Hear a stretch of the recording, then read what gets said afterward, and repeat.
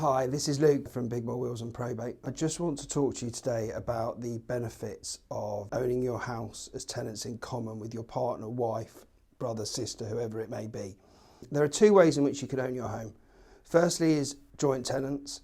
This means that both parties own 100% of the property, meaning that if one of them dies, the other party takes ownership of the property in its entirety, and this is irregardless of what is in the will. But there's an alternative way you can own your property which could be beneficial, and that's tenants in common. Tenants in common is where you own the property in percentage shares.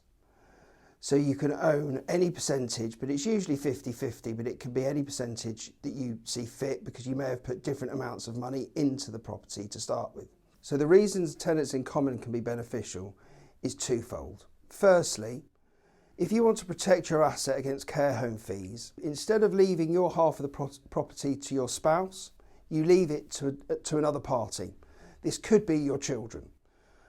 What this means is that on your passing, your share goes independently of the other share down the bloodline to your children. Now the property is owned by your surviving partner and your children. Care home fees in Surrey are about £1,800 a week on average, which is basically £100,000 a year.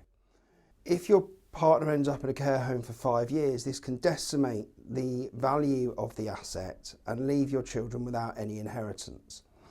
If you've already left half of your property to the children, they are always guaranteed to get a minimum of that amount as inheritance, because the care home can only use half of the value of the property to pay for the care.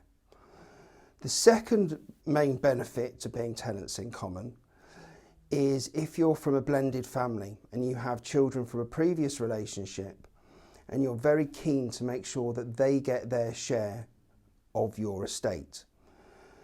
So on your passing, your share goes to your children, and you leave a very simple life interest trust for your spouse so they can live in the home that you built together. They're in no danger of being kicked out by your children. They have the security that for the rest of their lives they can have full use of that property, and that means that they can sell it, buy another one, use the income from any money left over for themselves, but the actual asset and the capital will eventually go to its chosen destination. If you would like to have a conversation about the process of changing from joint tenants to tenants in common, speak to a professional like ourselves and we can talk you through the process. It's mainly just making sure that you complete the right application forms to the land registry and possibly speaking to your mortgage provider if you have one. But the process is very simple. And if you are going to go down that route, it's also important to update your will at the same time to reflect your wishes.